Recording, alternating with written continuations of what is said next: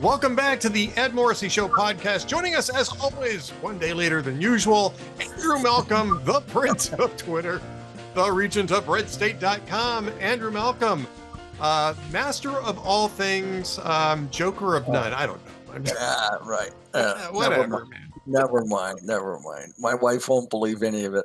Yeah, good to be here. Here we are already in the month that we ignore New Year's resolutions. Yeah, I've already ignored all the resolutions I made because I didn't make any. So I was able to ignore them pretty easily, as it turns out. Let me ask you this. I mean, today, as we're recording, this is January 20th. This is the 1-year anniversary of Trump's inauguration for this term. Maybe we should reflect a little bit on, 1 year in. The guy has had a consequential presidency. Love him or hate him, he's had a consequential presidency. This is, you talk about first year agendas. I don't think I've seen a president achieve this level of a first year agenda, except for maybe Reagan. Yeah, maybe. No, that's a good point, but Trump has done it in a hurried up, hectic fashion that got a lot done, and the opposition couldn't keep up with him except to go to court. Because of his first term successes, he's got a lot of court successes in this term. Yeah. I would say also that I don't recall it being as litigious in Reagan's first year. No. I I was 17, 18 years old, so I don't know if I would recall that very well. But yes, you were just a child, and I was out working for a major newspaper. No, it was nowhere near that. There was not the concentrated opposition. They had just been spanked with the failed Carter presidency. Reagan was very amicable publicly. The only thing they could shoot at him was that he was old and would take naps and so on, and that stuff didn't stick.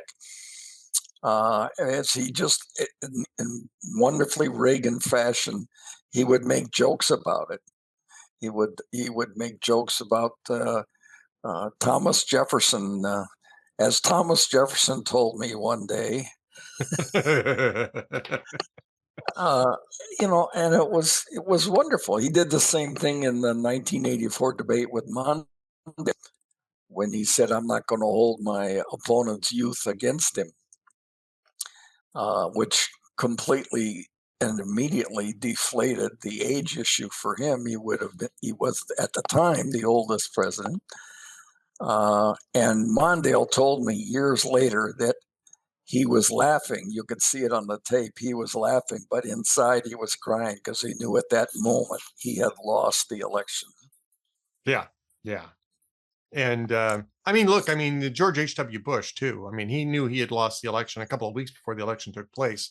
Yeah. He told me that backstage at an event in New Hampshire in 1999. And I said, "How did you get up in the morning?" And he said, "Well, you never know in politics, things change. You got to keep trying. You got all these people out there working for you. You can't let them down." But yeah, you're right. They know a lot of stuff before we do. They do. And of course, George H.W. Bush at the time was a sitting president, so he had a day job to go to, right? So, Walter Mondale was not in office at the time. He wasn't in office at the time. He'd been out of office for 4 years. And so that was the only thing he had going on for him was the campaign. So yeah, that's and he carried on the tradition of vice presidents losing when they tried to run right away. Yeah, it's interesting too. Nixon eventually won, but Gore didn't. People have this idea that being vice president is the step up to the presidency, but it No. It usually isn't. By the way, there's another thing about the vice presidency we should mention because it just broke. It's on it's on the intertubes as we speak. Usha Vance is pregnant. They just announced it today. They're going to How, have their fourth child while they're in office. So how about that? yeah, that's usually vice presidents are older. So I don't Yeah, think we've had that before. I'm not sure. no, but he's, we, what's his name? Obama, he was younger. Clinton was younger at the time. And if Vance gets elected, I mean, he's got a long life, even if he gets two terms after that. Um, and I don't think that's a bad thing to have a younger president. We've kind of been more recently electing grandpas to be presidents, and Well, yeah, yeah, we have. I have a sneaking suspicion that no matter which party wins the next time, it's not going to be a grandpa who is elected as president. But yeah, it's just interesting. it is. It is very this is. interesting. By the way, Donald Trump cannot list this as one of his first year accomplishments. I just want to make sure that everybody's clear on this. This is not on Donald Trump's list of first year accomplishments. And don't think otherwise. But to get back to that, though, Andrew, the first year, I mean, immigration, he's really turned, within weeks, he had the border secured. Now, of course, very controversial ICE enforcement actions in Minnesota and elsewhere. Foreign policy has really changed. He has managed to bring peace to several conflicts and might be extending another one, actually, in coming days with Iran. He's taken Maduro out of power in Venezuela. He's basically, as he's putting it, running Venezuela, not directly, but basically by saying, either do this or I'm going to be very unhappy. I mean, I don't think 4 years with Biden brought as much change. Again, whether you like it or not, I don't think we saw that much change with Joe Biden in terms of America's position in foreign policy, in terms of the enemies and opponents on the world stage. We saw a lot of destruction in terms of American image. The Afghan withdrawal was a clown car, a disastrous one, and China and Russia watched that very closely, and so did Iran. Trump got back in, and that sort of shakes things up, makes things unpredictable. Being an unpredictable president can be a good thing, not always, but it can be a good thing with enemies because they're not sure what you're going to do. And that's what brought North Korea's little leader to the table. He was the third or fourth president that wanted that, and Trump got him there. But being unpredictable is not so good with allies. And that's what Trump's playing on now. Well, I mean, and this kind of gets us to the topic of your column this week, which is Greenland. As we're speaking, Donald Trump is in Davos, Switzerland. He is demanding that Denmark and basically cough up Greenland one way or the other. And our allies are very unhappy about this. Donald Trump has threatened to impose tariffs on European allies that don't work with him on this or try to obstruct it. I kind of get I don't even kind of get. I absolutely get the security issues in play with Greenland, and this is not the first time that America's tried to buy Greenland. We've actually tried several times over the last 160 years. William Seward, as you will recall, was trying to buy Greenland. As I wrote. As you wrote, yes. Was trying to buy Greenland at the same time he bought Alaska. And failed on one, succeeded on the other. And there's been a number of attempts since then. I think Eisenhower may have been the most recent, but maybe Reagan talked about it. I'm not sure. But America's always had a big security interest in Greenland. Um, do you think that this is going about it the right way, though? I mean, I think Well, that I yeah, yeah, I'm really concerned about this because I think that we could have gotten what we wanted by lease. We could have leased parts of Greenland that Greenland really doesn't care about anyway, and you're left the yeah, population to Denmark. But you're exactly right. Well, I think you and I may be right now exploding our chances of getting in the Trump cabinet, but uh, the manner in which he does some things is brusque and offensive to friends who think that you don't need to be that way. Uh,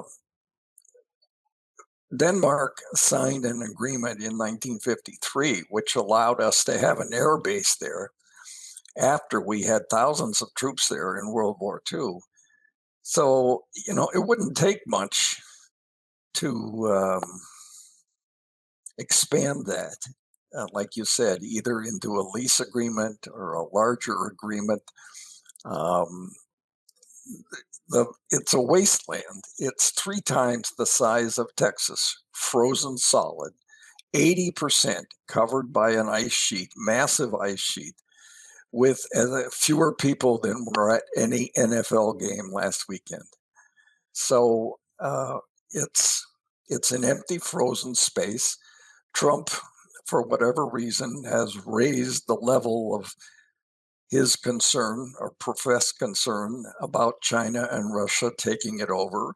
It wouldn't be a hard place to take over militarily. Um, the Allies feared Germany would do it in World War II, which is why the U.S. got such freedom to uh, transit planes there and have troops there. But uh, to threaten NATO over Greenland is a couple of steps too far, in my opinion. Now, I don't. I may not know all the reasons he has for wanting Greenland, but I do know that the method he's going about it, the peremptory method, the bullet in the china shop, is not the way to do it. And I think he could have accomplished more with no damage by being more, so we say, negotiable about it. yeah, I Yeah, you trap more flies with honey than with vinegar. I think is the yeah, old saying. In diplomacy that matters, right? I mean, yeah. You can create animosity that wasn't there. I mean, he's acting like a bully, and sometimes that works. It works with Iran. You gave them 60 days, and they didn't negotiate, and on the 61st day, he pummeled them. Um, that's good. He took out Soleimani just before the end of his first term. Um, I have a connection in the Air Force who told me that you may remember during Trump's first term, Iran um, shot down an unmanned drone, U.S. drone in the Straits of Hormuz. yes, Yeah, and the Pentagon suggested a retaliatory mission, which Trump okayed. The planes actually took off. They were going to take out some Iranian radar stations. And while the planes were in the air, Trump said to CENTCOM, how many casualties do you think this is going to cost Iran? And the answer was probably up to 200. And Trump immediately canceled the mission. He said it was out of proportion to the offense. And the planes turned around in midair and came back. And I know someone who was in on that, and they were very impressed. He's not the shoot from the hip guy, but sometimes he talks. His lips talk talk like shooting from the hip. Right. You know, that's not necessarily a great thing. I mean, it really isn't. I mean, there are times when you want to, where the madman theory of foreign policy works in your favor. I don't think Greenland No. falls within that sphere. I get that they want to do the Golden Dome, and I get that there are security issues around Greenland. I get that it's a lot closer to the United States than people realize because they look at the map on flat surfaces rather than looking at it on a globe, which will tell you makes it pretty clear that Greenland is strategic. It's within the U.S. strategic sphere, but we don't have to own every piece of land that's within our strategic sphere either. I mean, we can work with Canada. We could work with Denmark. Yeah, I mean, we've had bases. We have back in the 50s and 60s, we had radar bases all over northern Canada. And for decades, our air forces practiced air combat over Canada because a lot of Canada is empty and it's safer. And we practiced with Canadians in Arctic warfare. There was a time, I forgot when it was, the 60s maybe, where we sent a nuclear submarine through the Northwest Passage. And we didn't tell Canada, and they were offensive. I mean, it's I don't know what the equivalent would be, but it's like some other power cruising through your home waters. The Arctic is Canadian. It's the only country that separates us from Russia. So it's an important place. Fortunately, Seward bought Alaska, took advantage of this is the historical connections are just amazing to me. Russia, when the Ottoman Empire back in the 1850s, when the Ottoman Empire was weakening, Russia attempted to take Crimea the way Right. it just did, the way it did in 2014, just annexed it. And this might sound familiar to some people. France and England thought that this was the first push of Russia to move into Europe. And so they fought, and that was the Crimean War, the charge of the Light Brigade, and in connection with the Ottoman Empire, they defeated Russia. So the Tsar had a lot of debts, and William Seward took advantage of that and bought Alaska for $7 million, and which is roughly $1 billion today. So even at today's prices, it was a bargain. And nobody knew at the time about all the vast natural resources. They thought it was just a place to go trapping, and it had a bunch of Inuit people. And Seward, yeah, there was a conspiracy to kill a lot of Lincoln people, not just Lincoln. John Wilkes Booth killed Lincoln, but he had other conspirators who also got hung in the end. Right. But one of them got into William Seward's house and wounded him severely. And so he was weakened. And then the world, being the world it was, even without social media, was mocking Seward so much that he just let the Greenland for a perish. But fortunately, he had already acquired, we just took it over, Midway Island in the Pacific, which seemed irrelevant at the time. He wanted to build a commercial U.S. network all around the world. Seemed irrelevant in the 1800s. However, it turned out to be the major turning point in World War II at the beginning of the end of the Japanese Empire, Right. when we owned Midway Island and kept it and lured the Japanese fleet into attacking it because we broke their code. We knew where they were going to be. And I think we sank 3 or maybe 4 carriers at the time. Four carriers. Got all 4.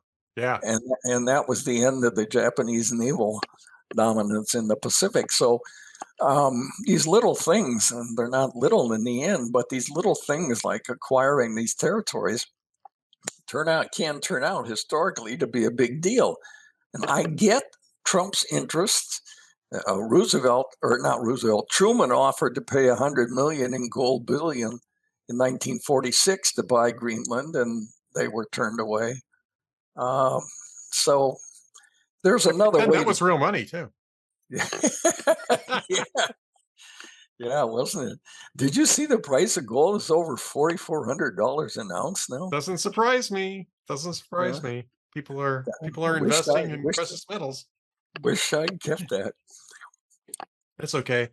What was that line from Forrest Gump? They put my money into some fruit. Turned out to be Apple computers. Yeah. And they say I don't have to show up to work anymore, so that's good. Some fruit company. Put my money in some fruit company, and they said now I don't have to show up for work anymore, and that's good. Yeah, I mean, just to wrap up on this, because I want to make sure that we close the loop on the first year. I think the issue is going to be now, first off, maintaining momentum on all of these different initiatives, because I think he's moved the line on the entire agenda with the exception of healthcare. And he did release something last week on that. It's more aspirational than a plan. But I think he's counting on House Republicans to fill it in the reconciliation process. So that's a second year agenda item. But he's advanced the ball on the front lines of all the rest of his agenda items. And I think the key is two things in 2026 is one is to keep up the momentum. And the second thing is to sell it, because that's always tricky, especially when you're doing consequential things. You end up breaking things and ticking people off. And immigration seems to be there's a risk there on immigration, I think, and on Greenland for that matter. You're absolutely right. Selling it turns out to be very, very important. Biden couldn't do it because he was incoherent and senile. And Trump, he could do it. But some of the things like Greenland and the tariffs, they seem kind of peremptory. And despite Susie Wiles encouraging him to sell economics, he's kind of done it so far half-hearted. And the next 2 or 3 months will determine the midterm results in November. I think the spring of the election year is when the impressions get cemented in. And I wish he arrogant may not be the word, but I wish he devoted more time to convincing people than pushing them. Yep, I agree with you. Really quickly, your other commentary this week was I think Thursday, right? Eat your beans. Yeah. They're good for you. And I almost want to sing the song, right? You know, beans, good for the heart. The more you eat, the more. Fruit. Yeah, right. Beans, yeah. This is about they're revising the food pyramid for the umpteenth time. What a crock! I mean, who's a crock? Yeah, who pays attention? I remember we had the food pyramid. I never paid any attention to it, but in grade school we had the food pyramid on the wall. And who cares?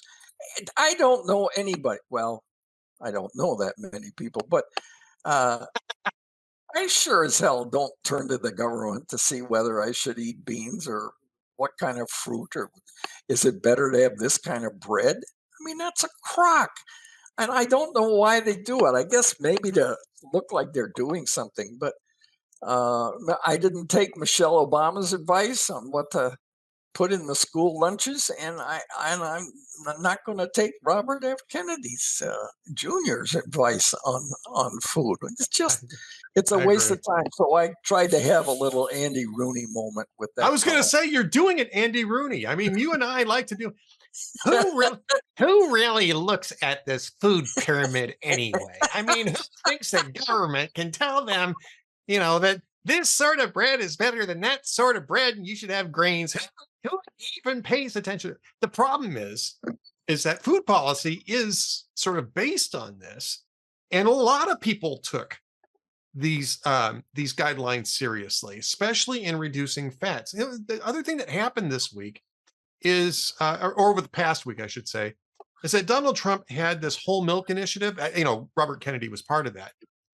And what happened was in the 1970s, somebody had the brilliant idea of trying to get the fat out of milk because Americans were taking in too much fat. Well, the problem is, and they've discovered this, they've known this now for quite a while, which is that milk fat actually is pretty good for you, especially if you're going to consume milk, because what milk fat does is it slows down the breakdown of sugars so you don't absorb it all at once. So you don't have a bunch of people getting sugar highs off of milk with none of the nutritional value. And, I discovered this quite a while ago. I have to have, lactose-free milk because I'm lactose intolerant. And fortunately now there's all sorts of great options for that, where you're getting real milk, but they've taken the lactose out. And that works for me. I can deal with that. And I've always gotten whole milk because I have maintained for years and years that it was a dumb idea to pull beneficial fats out of foods, and that what you should have been looking at are the added fats, right? All the fats that are getting put in to improve tastes and stuff like that. And it turns out that that's the case. So really, this is just common sense. Eat foods as they are in moderation. Don't drink milk all damn day if you're an adult. It's good for you when you're a kid. It's not bad for you as an adult, but it's not as necessary because your bones aren't growing. Now, when you get older, maybe a few years past where you and I are at, Andrew, it might be better because it is a good source of calcium, and we're losing bone mass in those years that are still a few years off for both of us. But yeah.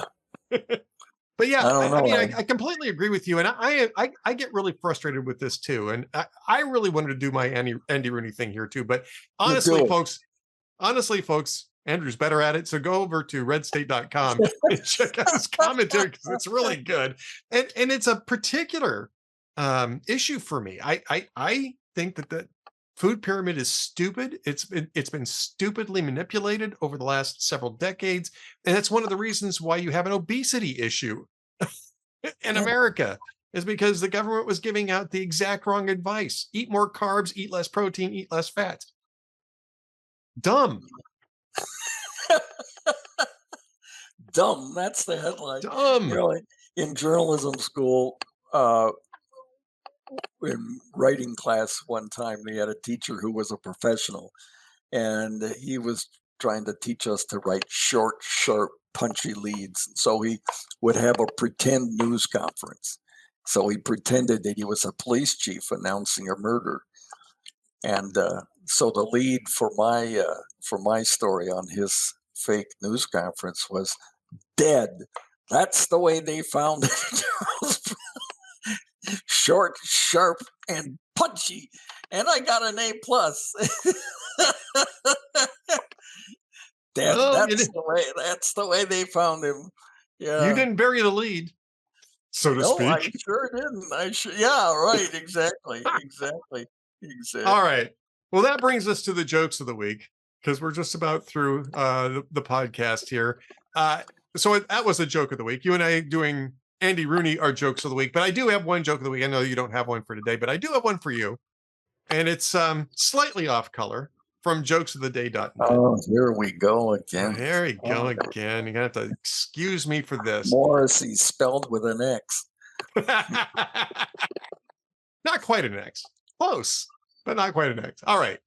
So John wakes up after the annual Christmas party with a pounding headache, cotton mouth, and utterly unable to recall the events of the preceding evening. After he goes to the bathroom, he makes his way downstairs, and his wife's got a pot of coffee, pours him a cup. And he says, "Louise, oh my God, tell me what happened last night. Was it as bad as I think?" And she says, "Even worse. You made a complete ass of yourself. You succeeded in antagonizing the entire board of directors, and you insulted the president of the company right to his face." John said, "Well, he's a jerk. Piss on him." She said, "You did. So he fired you." And John thinks for a moment, says, "Well, then screw him." She says, "I did. You're back at work on Monday." Oh, jeez. Oh, hell. Oh, Oh, jeez. Oh, my goodness. all right. Well, with that Can I do a quick promo? We're promo, talking on Tuesday, and this will be up tomorrow. On Sunday, this coming Sunday, I will have another Malcolm Memories at Red State, and it has a few fun items in it. well, it looks like we might have lost Andrew there for just a second, but definitely be sure to check out Andrew's stuff over at redstate.com. And it does look like he has dropped off. We'll just go ahead and close it up there. We will see you again next week. We're going to be on Wednesday again next week with Andrew, so be sure to check us out then. Andrew Malcolm is the Prince of Twitter at AHMalcolm on Twitter. And of course, redstate.com, where you can find all of his VIP and non-VIP memory posts. So go check those out. Thank you for watching.